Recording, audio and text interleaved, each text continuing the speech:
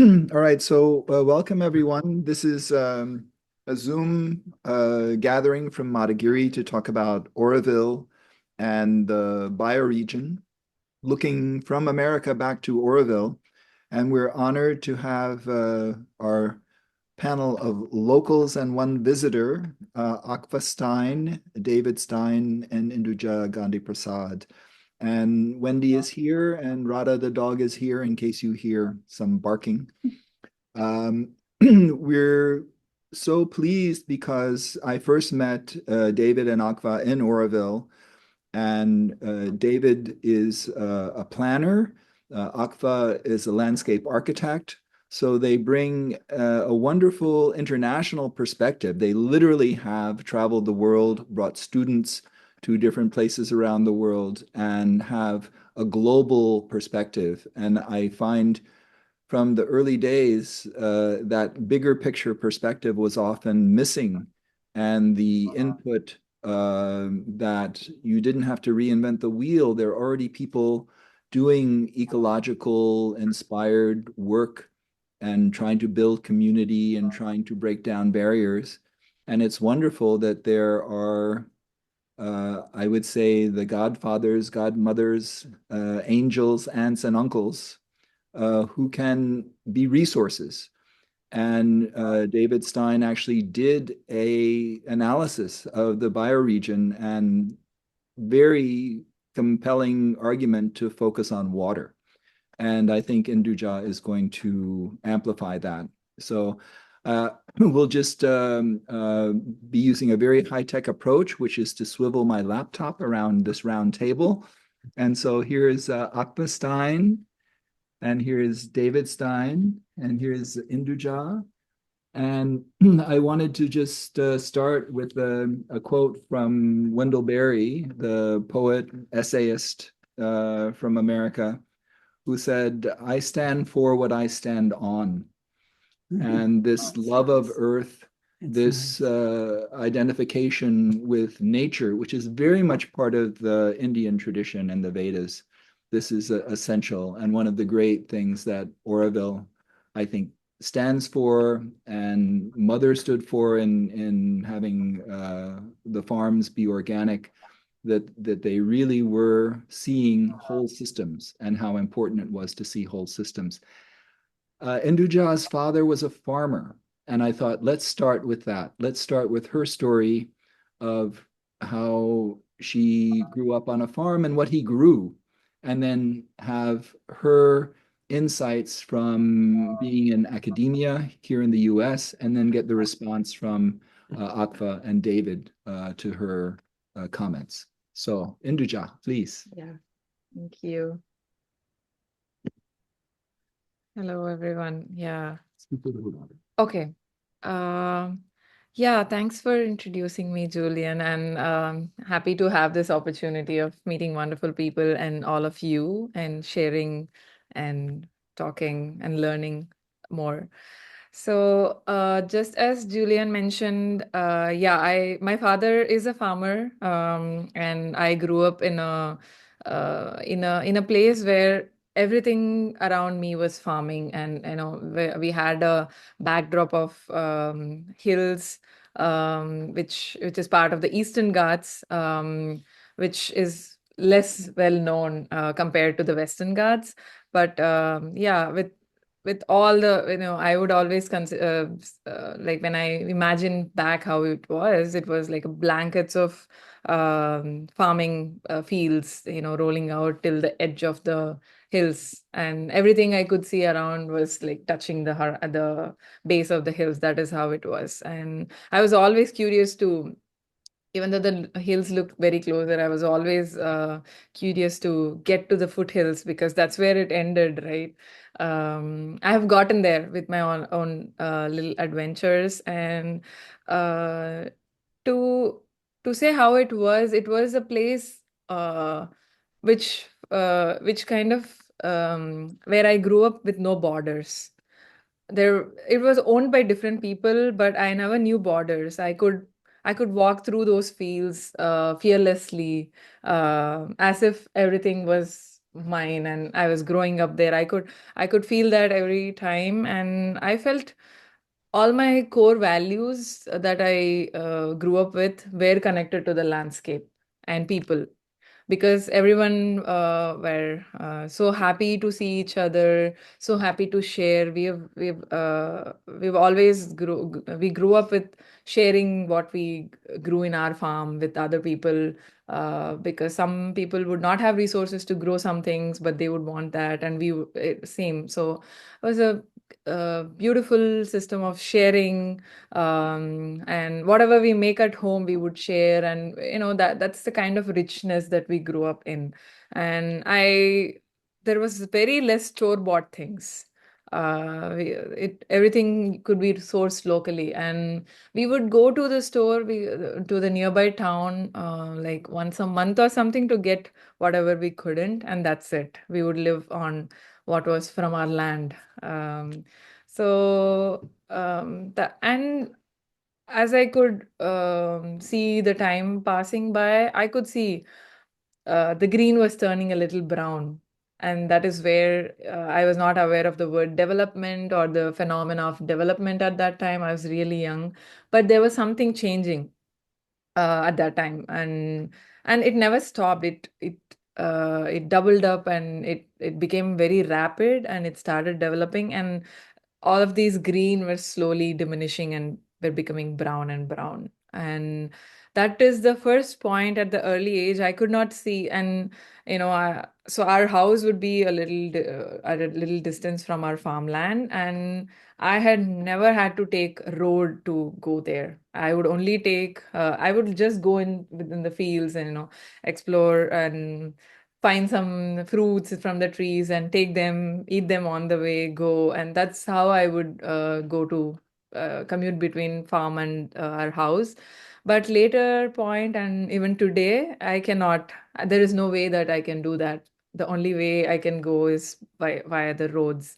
So that is where I started noticing these things. Oh, there is something like, expansion, development, more roads getting made, started seeing more vehicles on the roads. And I still remember how the transition was, and we were suddenly getting disturbed by the noise of the vehicles. It was too much because of the road that came nearby, and all of that. So that is where I experienced the phenomenon of development at my own pace. And I could see. And after that I started my undergrad, and I went out to the city for the first time to for studying. And I see development in different stages. And I traveled to a lot of cities in India, and I could see how much it is.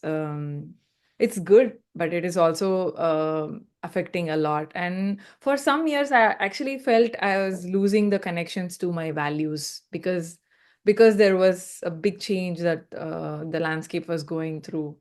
So that's when I found Auroville. It was kind of a reconnection for me to all those values, because it was very different compared to the landscape that I grew up in.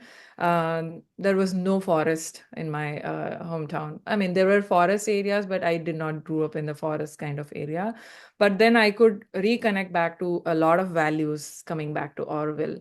And then it was another challenge that we were trying to do there. I was working in urban planning there. We were trying to bring development, but since then till today, after coming here in the US and looking at how things are happening here, I still feel the lack of definition for the word development. And we have a lot of definitions. And for instance, UN defines it as a multidimensional taking, which should to achieve improved quality of life for everyone. But what I have seen in my life, what I have experienced in my life, was not so much of that. There was no multidimensional thing. So my search for like the proper definition of development keeps growing, and I become more curious. And I see here as well the same similar kind of phenomena, but in a very different context. I see still the lack for a proper definition and understanding of the word development. And that is where a lot of problems are arising. And these are very complex, touching different. A brief comment. The word development Mm-hmm. is often applied to physical systems. We forget about the social systems and the human systems that have to go with it. And so we impose these physical systems on people who are not prepared or should not be prepared to understand them in the way that they were developed. And we have to rethink how we relate to these physical forms of development in order to make human life more available and pleasant. Yeah, yeah. Thank you for making that comment, because I was building all this up to a question to ask you, how do you see that development should be defined? Mhm. It can be either in terms of Auroville, because Auroville is trying to do something very different other than what the whole of the country in which it is located in is doing. So it is very important. So that's why there is a conflict of this whole term of development, and Right. when people come in without the understanding of the development that Orwell is trying to do, then it is ending up in a conflict or things like that. So how can it's basically, we're not going to convince anyone or anything maybe, but to have a good understanding, or uh, to have a sharing, how can we define development? And you have worked on the Green Belt Master Plan, which is also a very important step for development at a bigger scale, at a larger systems, not just focusing in Auroville, but looking at the systems around as well. So what were your thoughts of definition, development, and how has it changed and till like this whole journey of yours? Well, I think I have to go back a little bit before I started working in Auroville to when I got into graduate school and started learning about complex systems. What is done in Auroville is only a small part of what is being done in the neighborhood. And the interrelationship between Auroville and its surroundings, both in terms of the human integration and in terms of the biological, sociological, wider integrations, are very poorly thought through at present. They're very limited. And my hope is that through conversations such as this, we can begin to reintroduce the need for a much greater degree of interaction between Auroville and its environment, both the physical environment and the human environment, and share the knowledge that Auroville has gained, share the knowledge that the villages have gained with Auroville, which they often miss, and make it into a much more integrated and socially aware environment.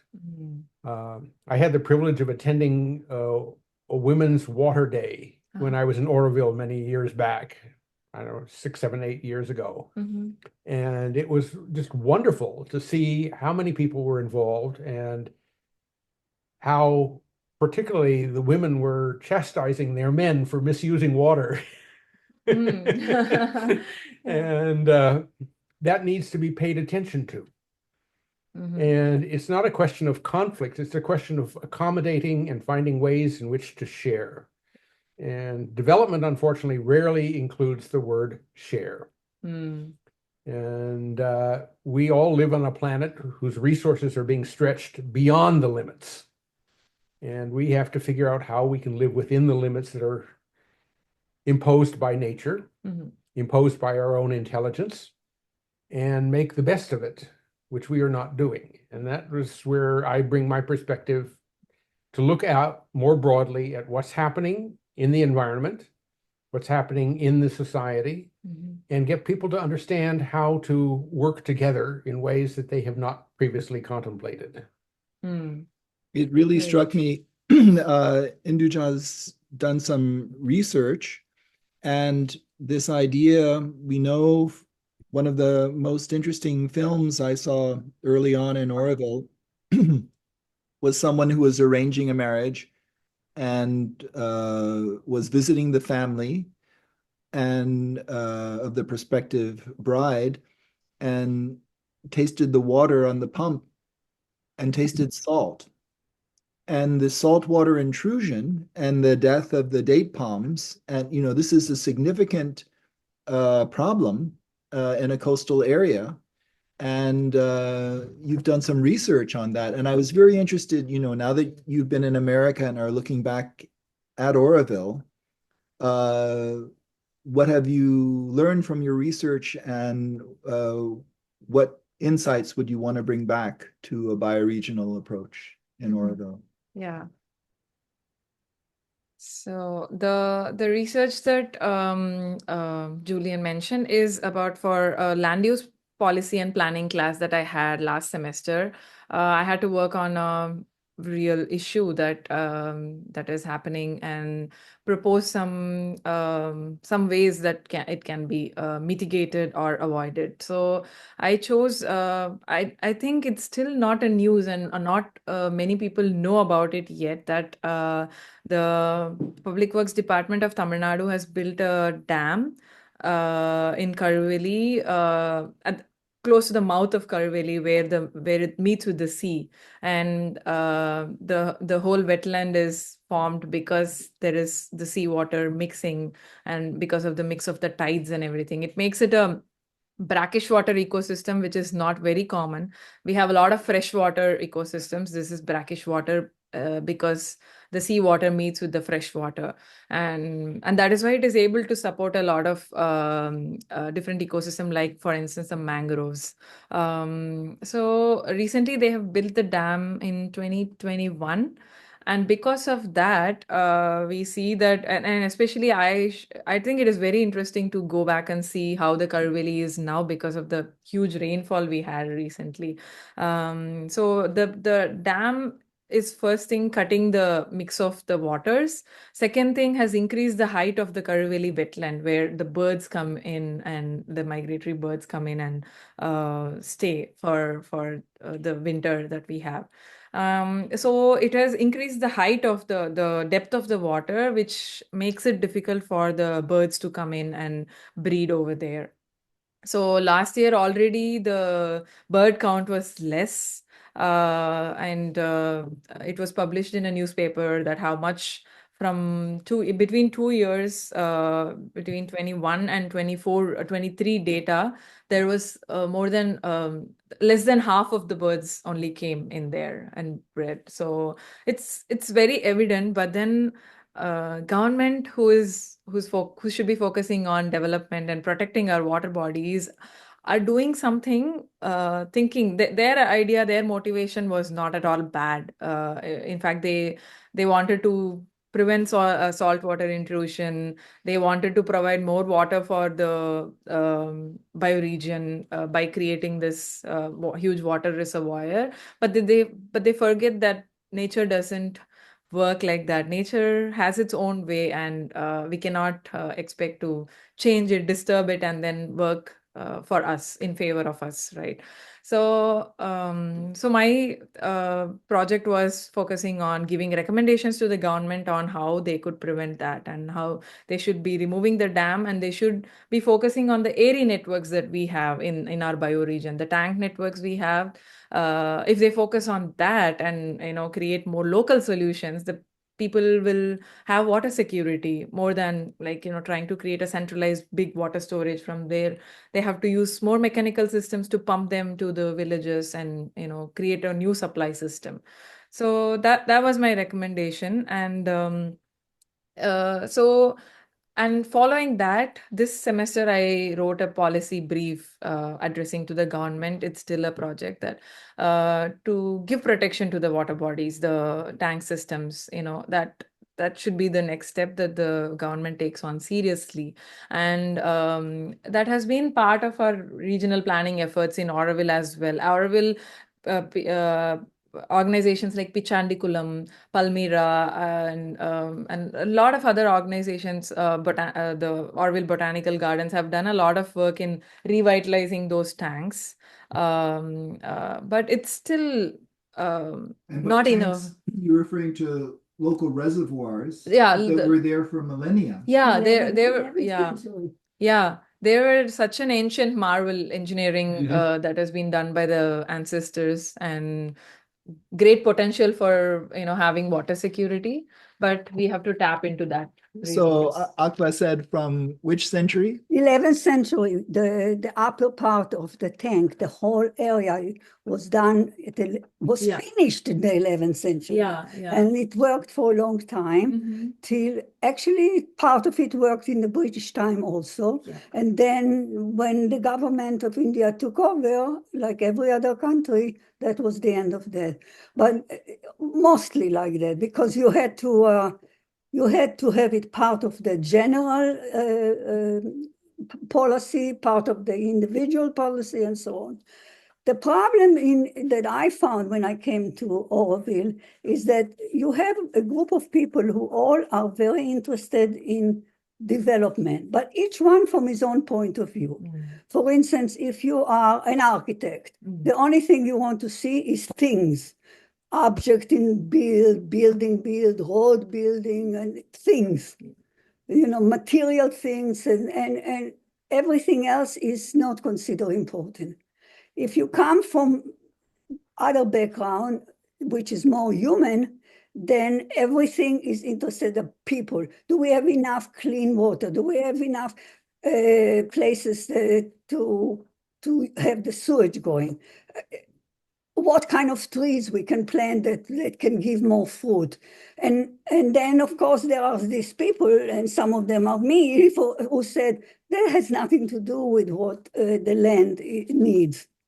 And one story, just to tell you, that we were there just before the hurricane.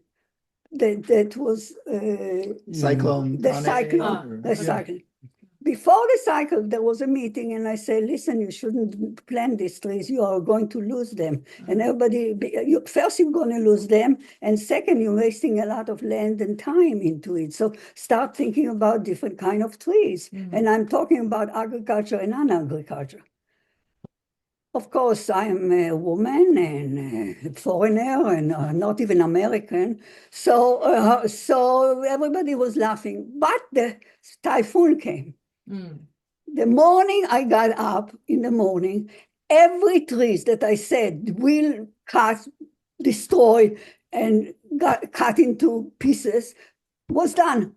Everything they were talking about, the eucalyptus were broken. The acacias were the broken. acacia, everything that we All- mentioned. All the imported tree types. All the trees that you eat too. I mean, the only one that, for instance, and I just give you an example, the papaya. Yeah, they broke, but they broke and then they grew up from the broken root system. So I was walking around like a rooster. Oh, I don't know. But that issue of what is the land, what is the people, what is the landscape, not so much because nature is everything, but it's that issue is not very well understood, and Auroville needs to increase this understanding, because the first people that Auroville, not the mother or people like that, but the other people that came, most of them were involved either in engineering or in architecture. The men, the women were different. So they still are, but it's the architecture 1960. We are 2024. And when I was there, let's say I was 2015 15 through 16. And even in landscape, we don't think the same way, because when they gave me the project to do, they didn't give it to David. They give it to me. Why? Because I'm a landscape architect. I tell them the name of the trees. And I said, first of all, you don't need me, because I can finish my job in about a month. You need somebody that who's going to work with people and all of the people. Yeah. And look at that from system point of view, because otherwise nothing will get done. I can finish my work. I draw it. I tell you what you can do, A, B, C, D. It's like every other regional plan that people do. So that's when the understanding began to sip a little bit more. What's interesting to me is that this knowledge was there centuries ago.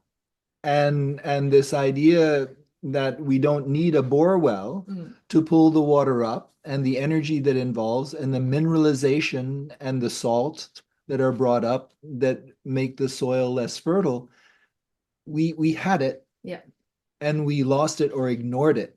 Exactly. But they were starting to dig back some of these reservoirs. Auroville was. Totally. Auroville, I have known when I was, we are trying, with my friend, we are working, and this also recently came in Hindu, that we submitted a proposal to nominate the tank networks as cultural heritage. We submitted a nomination to the World Monuments Fund organization. And also the Getty Foundation, because they have the money for submitting. But then we got rejected. Because you didn't write it right. Exactly. Maybe we are failing, but one of the main reasons that we hear from, we applied to World Heritage Forum also, which is based in Berlin. And then the basic thing is that your government does not recognize it as what you like. You're looking at me? No, I mean like US? no. Your own government. The reply that we get, there is no. You cannot go into the World Heritage Monument unless you repair few of them already. And that means either the government or international organization that has money to show examples. Otherwise, they can, in Fez, they didn't even touch the Fez water system till they finished the major one. And the major one was finished by UN and all kinds of other bubbles. And then they came and helped to finish, to really do the rest. So first of all, you can go to the World Monument just like that. They say no, because they say, well, it has been here. So one of the problems, of course, is that governments often do not recognize the path that you're trying to lead them on. And in as much as this funding is all government to government funding, they simply ignore it. But that's why the World Heritage is good, because it's private. It's not really government.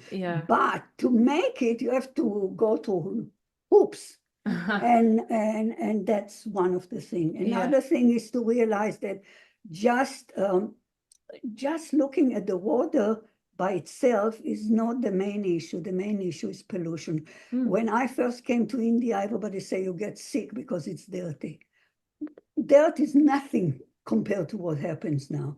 Next to Auroville, there are 3 fire places that they fire garbage. This garbage is plastic. This plastic, it goes straight to, they can do anything they want. When it goes straight to the river, you can never clean it. And when it goes straight to the aquifer, which is below the land, forget it. And they have already, and it's done, I don't know how many years. So we change, even understanding what influence what.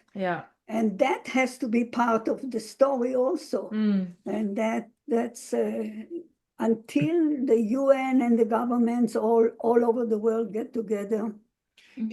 Induja also worked with Ribu, and so Wasteless, and because we have that image of them dining in front of this horrific garbage pile, you want to talk a little bit about that? Aqua touched about all these ending up in the river, and so we know that the microplastics have entered into the Mariana Trench, which is the deepest inside the ocean, and there is no other place that there is no plastic. And the top of Everest. It's omnipresent. Like it's present everywhere, and there is no place that we can escape from. And I think all of this also comes back to what happened to our environmental stewardship. That's the question I have. I grew up in a place, I have connection. I have met younger people, especially in indigenous communities during my work traveling all over India. I've met some younger people who have inspired me with their environmental stewardship, the way they love their forest that they're living in, and that they have a pride that their forest gives them everything, and that is the base of their sustenance. and the respect they have, even though they are affected by the wildlife in there, and they do not have basic conditions for living met. For instance, I went there to address their water security problem. I went there to work on a project which brought them water at the doorsteps instead of them walking, trekking for long distances. When they had that kind of conditions, they still have this beautiful, inspiring sense of environmental stewardship. And I feel that is important missing link as well in a common public as well. For instance, in Auroville, we've been there. Auroville has been there. Auroville has regenerated this huge landscape, and we have a lot of. It's all with a sense of stewardship also, right? But even in the bioregion, we see that sense of stewardship in some people, but it's not a common, very general phenomena. And I often see, why is that? Are they not inspired? Is it not inspiring enough, the work that has happened? Or is it because they do not have direct economic benefit, which some people has, but it's probably not very general. So is it because of that? And what has happened to us, that our environmental stewardship, which is very natural, which has been very natural in us as humans, what happened to that, and how can we create a bridge again, especially in Auroville, for instance? Because if that sense was prevalent and in more of a prevalent much more, then a lot of things could happen harmoniously, I guess, and a lot of things we could have prevented from happening also. Education. Sorry? Education. Yeah. At a young age, the Auroville schools at least, and then spreading out into the bioregion, the educational information at a young age. Go ahead. But the UN now taking a different approach. What they're saying is that we should collect existing knowledge, not teach a new knowledge, but go around the villages and connect, not just in India, Peru, Chile, or other countries, that the existing knowledge is lost because they go to school and because older people are dying.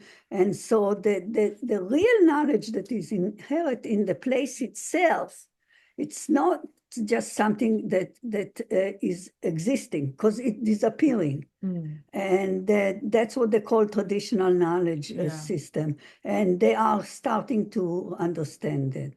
Because in India, of course, more than other, but in China, the same. When you live on the land for a long time, in China, in India, in Africa, you learn a whole lot of things, but it's not written knowledge. It's non-written knowledge. Yeah. It's in the mind Yeah. of the people, and they give from generation to generation. So even the idea of education has changed now. We cannot just look about agriculture as agriculture. It's like David said, it's social. It's not the technology. And that's No, because that was knowledge that was handed down from father to son, mother to daughter kind of thing, never written down anywhere. Yeah. Well, this is And the introduction of writing has essentially eliminated all of this knowledge because it's never written down. Yeah, but there weren't all those plastics then. There weren't all those plastics. It's the great insight that Joss had when he saw that this Ayurvedic medicine tradition in Tamil Nadu was being lost, and that there were different teachers who were siloed, who were afraid of competing with each other. And he went to them and saying, look, this is being lost altogether because you don't have disciples who are going on and carrying this oral tradition and this plant identification tradition. And so he was able to do that at Pachandakalam. Bhuvana, why don't you unmute and tell about your students? I don't know much of the details of it, but his project I had just sent a message. Oh, I just realized I sent it privately. Is about food waste based biocoagulants. So he's trying to use food waste in order to remove microplastics from water treatment. And this is research he's doing. He's gone quite far. He's gone into the Intel Science Awards as a young scientist. I can share the details of Induja or if anybody else is interested, but in Auroville specifically. But this is about using food waste rather than using chemical treatment for something that you have all been talking about, which is microplastics. I think he's just in the preliminary stage of research at this point, but I thought it is something that is well worth. I'm sure there's many others who are studying this, but I thought this was well worth a mention. The other comment I wanted to make was in relation to what Vern said about education, and I think that education needs to be everywhere. One of the things I see talked about very little, but is also very urgent, and you pointed out earlier, I think, that is about climate change. And how that, when you're studying development, you got to study it in the context of climate change. All the more reason because it is so rapid these days. And how much of that education is happening, around the world, but specifically in Auroville? Yeah, I have not been much involved in the education in Auroville, especially with schools. But I know, for instance, the microplastic education. I mean, generally the plastic education is happening so much. But about the climate change, that is definitely true. And we also tried to do some, conversation series when I was back in Auroville about climate change. And I think that is something that should happen more, not just with schools, but also with population. When I talked about the environmental stewardship, it's one is definitely the target, or one of the target groups is the younger population, but also the older population. Also, general population needs to have that sense, because we need to magnify our, the magnitude of action should be really so big in order to combat this, because we are seeing this every year. We have been having floods in the cities in India as well, and also this year Orville has seen some effects for the cyclone. So we've been having this continuous annual events that are affecting us, and I don't think we are talking about it enough. We are maybe talking about it when it happens, but then it dies down. So I have felt, Right. while I was in Orville, I have felt the need to talk about it more, even though it's not affecting us like every day, affecting our everyday activities. We should talk about it. And what did you learn looking back from your professors? Looking back at India or looking at the world, what are your professors concerned? You're at the cutting edge of the Nelson, after Gaylord Nelson. Yeah. So just say a little bit about your experience in Wisconsin, what they're feeling about the state of the earth. Yeah. So generally, we are much more focusing on collective action. That is one thing that comes as a reassurance, that we talk about climate change effects and everything, but a strong need that is felt as a cohort, as like in Nelson Institute is also, it every day reassures me that we need to build collectives which are informed, and that is our prime action in order to do these action, and also more information.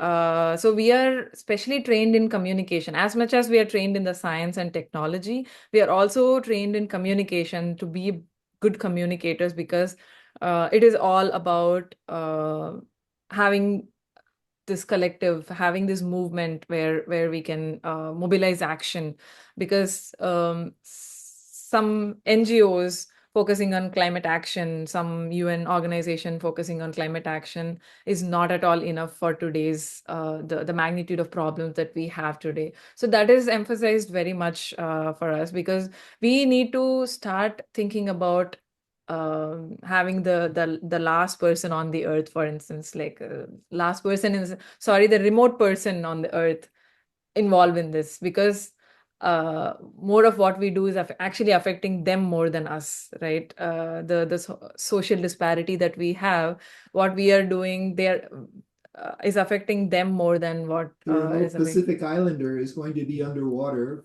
first. Exactly. And I have seen this from my own experiences in traveling within India, how much these communities, they have strong sense of stewardship and everything, but it is affecting them more than us. And they are not at all responsible for that. They are still in their way. They are growing things locally. They don't use much plastics. They are not big consumers. They do not have a big carbon footprint and everything. But it is affecting their everyday life, their health, their education. Everything is compromised. So we are contributing to that, and we don't see it. And that is what we need to bring to light. And that is being said to us like continuously. So David, you were mentioning something about the work that cannot be done locally. Well,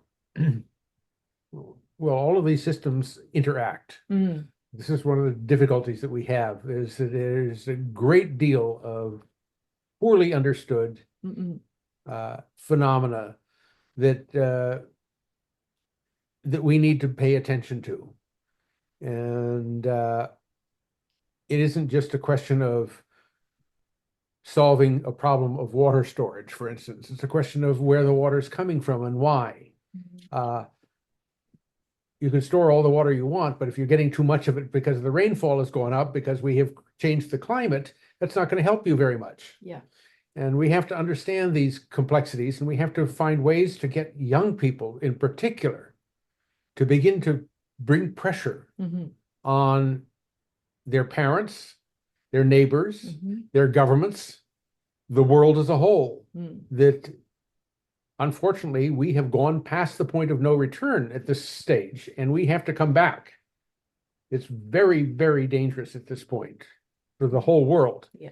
And what you're doing and what you see, in a microcosm in a village near Auroville has to be part of a universal trend for understanding the environment, for understanding the social environment, for understanding the political environment, and how to make these things work together and not fight with each other. And this is part of what, of course, Sri Aurobindo was trying to talk about 100 and more years ago, but it hasn't yet entered the consciousness of very many people. And one of the real tragedies is that we are now instead being bombarded with entertainment on our TV sets and our telephones. And that's diverting us from any focus whatsoever on the real issues that we have to face. And how we can break through this, how we can get younger people to understand this is going to be one of the great challenges of the next 10 years. Because if we don't do it in the next 10 years, it'll never get done. But there is also in the open space that the green belt, there was the idea that you cannot just have a plan that is out of your head. It has to be in the place itself. For instance, the green belt around, it cuts, you make a green belt on a plan, but it doesn't mean anything. Absolutely, it cuts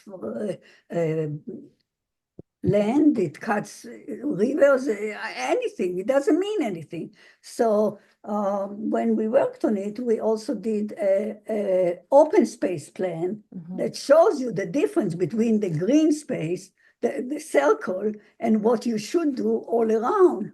And even that is not even accepted yet.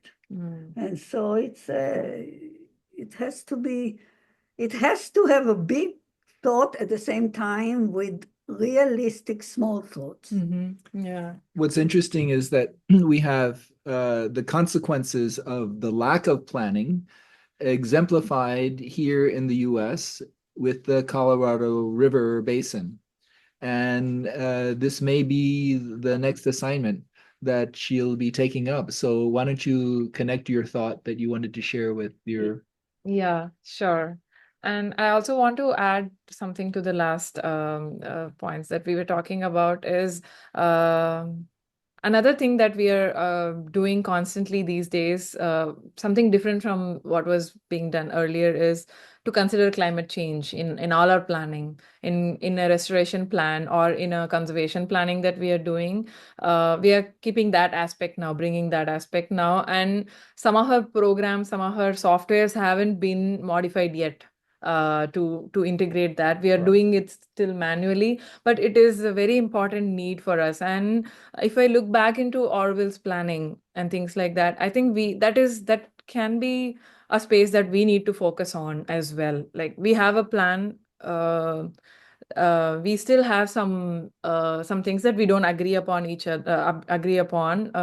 with each other, but still we don't have time for that yet because there is something else. There is a big gap that is being created, which we are trying to fill all over the world, which we also need to consider for Auroville. Otherwise, that's going to be a big hit that we might not have anticipated. So in order to prevent that, we should really focus on that is one thing I would say for Auroville. And about the Colorado River Basin project, so I have to do an internship final project for my master's. And when I was looking at different landscape, US landscape, the biodiversity here is very different from what is in India. So I was thinking I should, while I'm here, I should explore and have experiences in this and learn more about this landscape as well. And so, but I'm interested in certain things in the whole of conservation world. So one of the things that interested me was looking at the situation in the Colorado River Basin, the drought, the kind of habitat loss and everything that happened there. And there has been consecutive there is a decade of drought, I think, is what is happening there. And there are a lot of people, there is water demands are growing, and there are a lot of conflicts also. There are a lot of, it's a complex thing with interstate, the river flowing through so many states and everything. So I was interested to I'm still exploring it. I'm trying to see if there would be a project that I can work on to find maybe on part of the basin where there can be suggestions and recommendations given to improve the habitat and also the water, for instance, bringing more wetland, conserving the wetlands and suggesting more improvements for the wetlands so that the water security can be strengthened. So you have similar issues with the Culvery. Yeah, this is happening back in India. We have a lot of dried rivers these days. The river, for instance, that Huge conflicts between the Water. origin states and the destination states. exactly. Yeah, it all reflects the interstate conflict because water is something that is going to be like either helping us be prosperous. That's what water has done for us. But it can lead us into like a big conflict situation as well. So that is something I'm trying to work on with one of the NGOs. And I feel that will bring me a lot of insights and new learnings, which might be applicable back in India for sure. One thing I'd like to add is there was an article I read, I think this week or early last week sometime in the BBC News about the fact that South India in particular, Tamil Nadu and Kerala, the population is not growing the way it had been growing before. In fact, there's a great reduction in the number of children. Villages are being deserted. And these two states in particular have taken the lesson of child management to heart and have reduced their birth rates dramatically. Unlike North India, unlike many other places. And this is desperately necessary because we're consuming resources that simply don't exist. And how can we make this into a more universal lesson for all of us? Where does this become something that we can learn from? And who's going to teach it and when and where and how? These are all important questions that have not yet been answered properly. Government educational systems are terrible everywhere. no matter what schools you went to, you learned an awful lot of nonsense. And again, hello. I know. I'm sorry I could not come before. And I'm so happy to see so many of you, my darlings. Oh, Nice to see you, Fanu. Happy New Year's for everyone. Yeah. Yeah. Yeah. Okay, happy solstice, happy new year. Nice to see you. Josie, hi, nice to see you. Thank you so much for All arranging right, this. take care. We have a nice extended international family. Good night, Paula. Sweet dreams. Good night. Good night. Good night. Good night. Yeah. Bye, everyone. Good to see you all. Yeah. Bye. Woof. A lot of energy went into that.